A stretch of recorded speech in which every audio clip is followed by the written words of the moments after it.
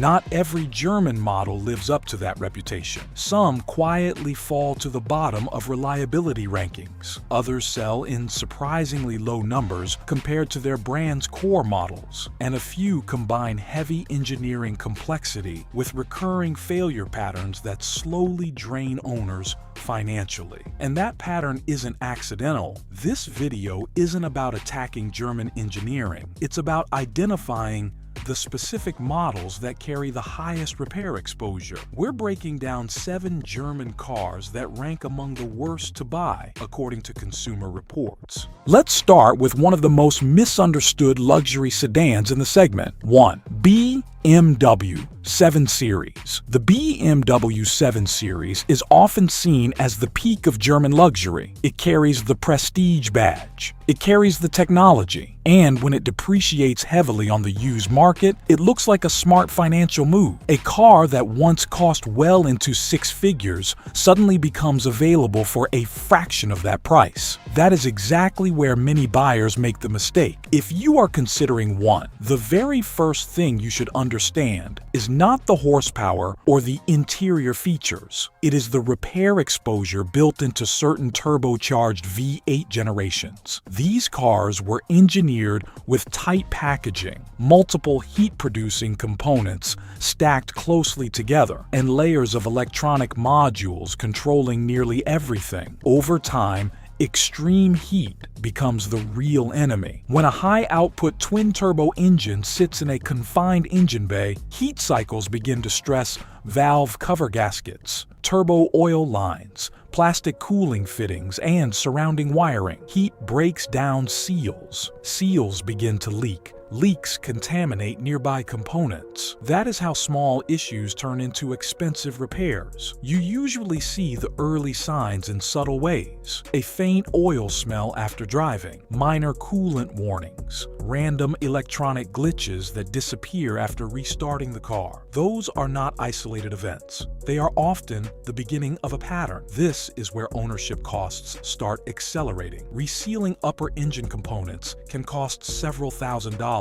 largely because of labor access. The bill is not just for the gasket. It is the hours required to remove surrounding components in a tightly packed engine bay. If overheating follows, costs climb even higher. What could have been a controlled repair becomes a cascading one. And here is something most people overlook. Compared to BMW's core sellers like the X3 or X5, the 7 Series moves in far smaller numbers. Low volume combined with recurring high-cost repair clusters is not random. Buyers tend to move away from platforms that repeatedly show expensive failure patterns. That does not mean every 7 Series will fail early. A meticulously maintained example with complete service history can perform well, but buying one without understanding its heat management weaknesses is where the money disappears. If you notice repeated coolant top-offs, oil residue around the engine, or multiple electronic warning messages over time, that usually points back to heat stress affecting multiple systems at once. And once that process starts, it rarely stays confined to a single part. This is where flagship luxury turns into flagship repair exposure. Next, we move to another German executive sedan that looks elegant and understated, but hides one of the most expensive suspension systems in the segment. 2. Audi A8. The Audi A8 has always positioned itself as the understated alternative to the louder luxury sedans. Clean design, quattro all-wheel drive, advanced technology. It feels solid, refined, and engineered. And when it depreciates heavily, it looks like an opportunity. The problem is not how the A8 drives when it is new. The problem is what happens as the systems age. Certain generations of the A8 rely heavily on adaptive air suspension. That system uses air struts, a compressor, sensors, and control modules to constantly adjust ride height and comfort. When it works properly, it delivers a smooth, almost floating ride. But air systems age differently than traditional suspension. Rubber air bladders develop small cracks after repeated heat and pressure pressure cycles. The compressor begins to work harder to maintain pressure. The harder it works, the faster it wears. Once pressure drops unevenly, ride height sensors start triggering faults. The failure rarely happens all at once. It starts with a slightly uneven stance after the car sits overnight. Maybe one corner looks lower. Maybe the car takes longer than usual to raise itself after startup. Those are early warnings. Replacing a single air strut can cost well over $1,000. Replacing multiple components, struts, compressor, control module, can push repair costs into several thousand. And again, much of the expense is labor and system recalibration. This is where the money goes. It is not just replacing one part, it is the complexity of the system and the diagnostic time required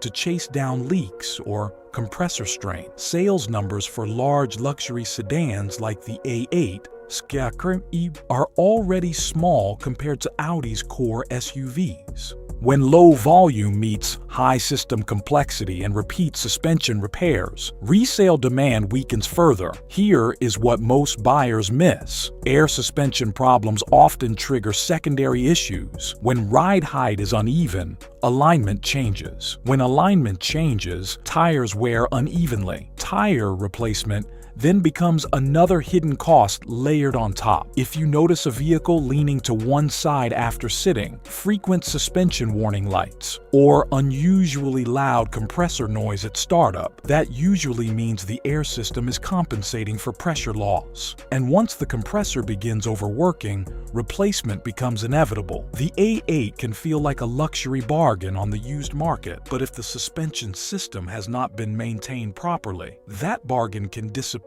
within a single repair cycle. Next, we move to a name that carries even more prestige and even more technology: Mercedes-Benz S-Class. The Mercedes-Benz S-Class is supposed to be the benchmark. It sets the tone for the entire industry. New technology debuts here first. Advanced safety systems, complex driver assistance, multi-zone climate control, hydraulic components, adaptive everything. And when these cars depreciate, they look like extraordinary value. That is where the risk begins. The S-Class is often overloaded with systems that age at the same time. Early driver assistance hardware, adaptive suspension components, transmission control modules, and dozens of interconnected sensors all rely on each other. When one module begins to fail, it can trigger faults across multiple systems. Complexity multiplies failure exposure. In certain generations, the automatic transmission can begin showing hesitation between shifts, not because the gearbox is instantly failing, but because fluid degradation and valve body wear slowly change pressure behavior inside the unit. Heat and time alter how the transmission adapts. You may first notice it as a delayed shift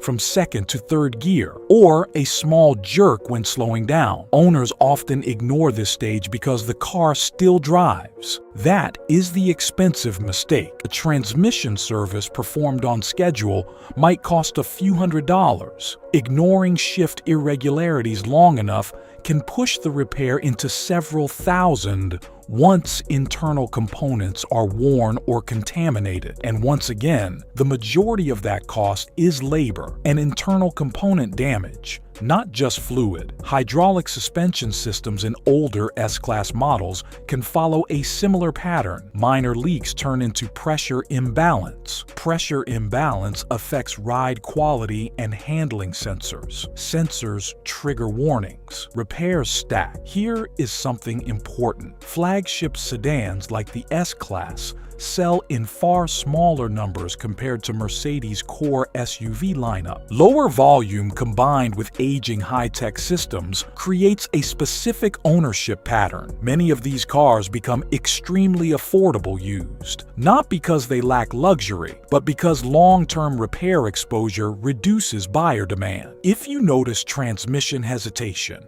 repeated suspension warnings, or multiple electronic features behaving inconsistently, check the fluid service history and diagnostic logs immediately. That combination usually points to system wear that is still manageable, but only if addressed early. The S-Class delivers comfort and innovation, but once several high-complexity systems age at the same time, repair costs escalate quickly, and this next vehicle takes that layering of complexity into SUV territory. 4. Volkswagen Touareg. The Volkswagen Touareg was marketed as a premium SUV without the premium badge price. Solid build, German engineering, shared platforms with more expensive brands. It looked like a smart alternative for buyers who wanted capability without paying Audi or Porsche money. But here's what happened. In the United States, Touareg sales were consistently low compared to Volkswagen's core models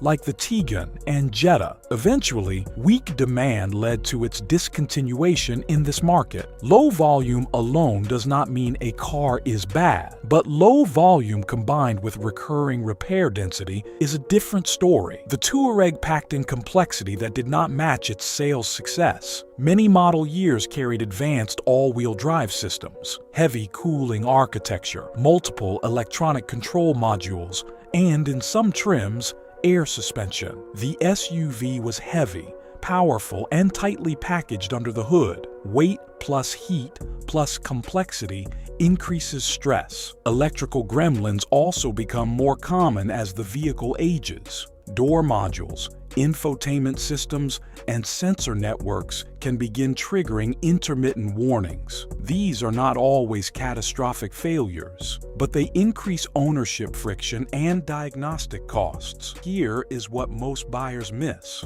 When a vehicle sells in small numbers and is later discontinued, long-term parts demand can shrink. That does not mean parts disappear, but pricing and availability can shift. Now, we move back to BMW, but this time into SUV territory. 5. BMW X5. The BMW X5 is one of the brand's best-known SUVs. It sells far more units than the 7 Series, and on the surface, it seems like a safer bet. Strong performance, solid handling for an SUV, premium interior, but certain turbocharged generations introduce a different kind of long-term cost exposure. The issue is not that the X5 is unreliable across the board. The issue is that some engine and drivetrain combinations stack stress points on top of each other. Turbocharged engines generate higher heat and pressure, add SUV weight, frequent stop-and-go driving, and all-wheel drive systems, and you increase load on seals, cooling systems,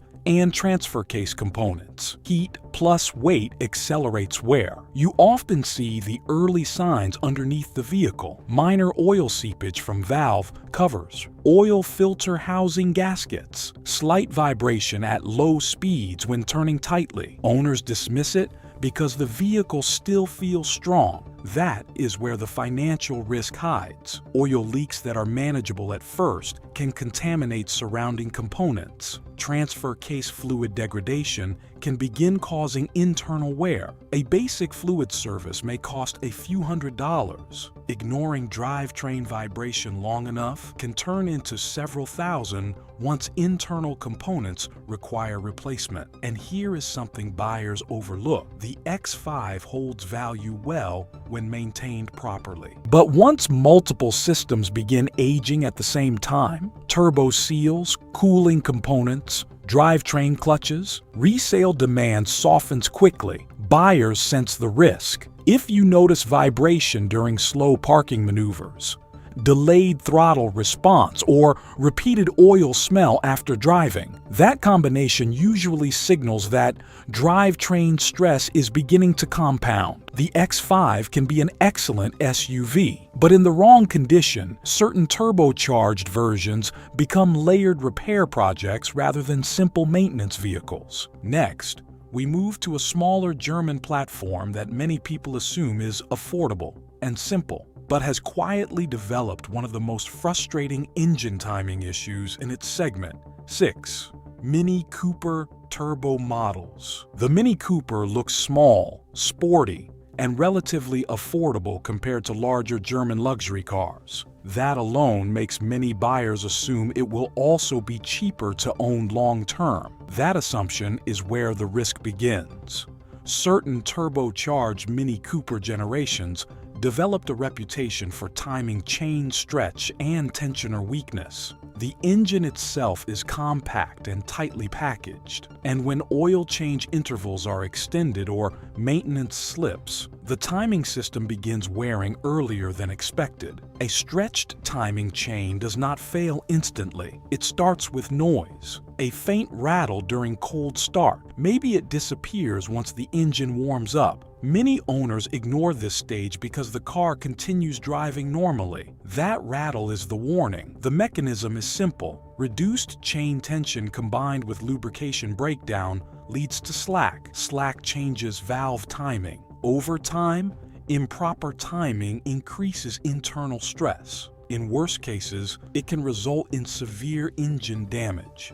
Replacing a timing chain and related components early might cost a few $1,000s depending on labor rates. If the chain jumps timing and damages valves or pistons, repair costs can escalate dramatically, sometimes exceeding the value of the vehicle. And it is not just the timing system. Cooling components in some generations use plastic housings that degrade under heat cycles. Minor coolant leaks begin slowly. Owners top off fluid without addressing the source. Heat exposure continues. Here is what most people miss. When a small turbocharged engine runs hot inside a tight engine bay, oil quality becomes critical. Extended oil interval increase wear exponentially. What feels like a cost-saving move, delaying maintenance, actually accelerates expensive repairs. If you hear consistent cold start rattling, see coolant warnings,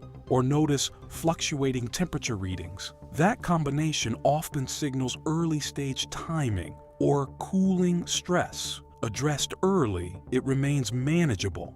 Ignored, it compounds quickly. The Mini Cooper can be fun and engaging, but in certain turbocharged versions, small engine size does not mean small repair bills. Now, we move to one more German SUV that often looks like an unbelievable bargain on the used market, until drivetrain complexity starts demanding attention. 7. Porsche Cayenne. The Porsche Cayenne often surprises people. It carries the Porsche badge. It shares engineering DNA with performance models. And when older generations drop heavily in price on the used market, it can look like one of the best luxury SUV bargains available. That is where many buyers miscalculate. The Cayenne is not cheap because it lacks capability. It is cheap because long-term ownership can be expensive when certain systems age. Early generations in particular were built with heavy all-wheel drive hardware, complex cooling systems, and in some trims, air suspension. The SUV platform is large and powerful, and that means higher drivetrain stress under normal use. All-wheel drive transfer cases carry significant torque load. Over time, clutch packs and internal components wear. The early sign is subtle: a slight binding sensation during tight turns, a hesitation at low speeds, a vibration that feels minor. Those are early warnings. If addressed early, fluid service or minor drivetrain maintenance might stay within manageable range.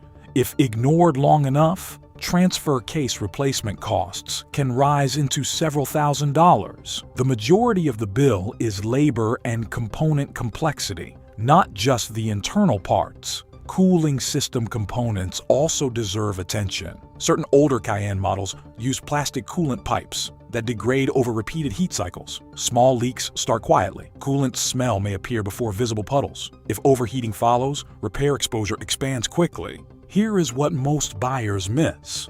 Performance SUVs generate more heat than standard crossovers. Heat accelerates wear across multiple systems simultaneously. When drivetrain stress and cooling degradation overlap, repair timing becomes unpredictable. Sales volume for older Cayenne models was never comparable to mass-market SUVs. Lower volume combined with high engineering density means parts and labor specialization matter more than on mainstream platforms. If you notice drivetrain binding during slow turns, coolant smell without visible leaks, or multiple warning lights appearing together, that usually indicates system stress building across connected components. The Cayenne delivers strong performance and luxury, but in older generations with aging high-load systems, what looks like a bargain purchase can quickly become layered mechanical investment. Reduce complexity, reduce heat exposure, catch drift early. You are not avoiding German cars.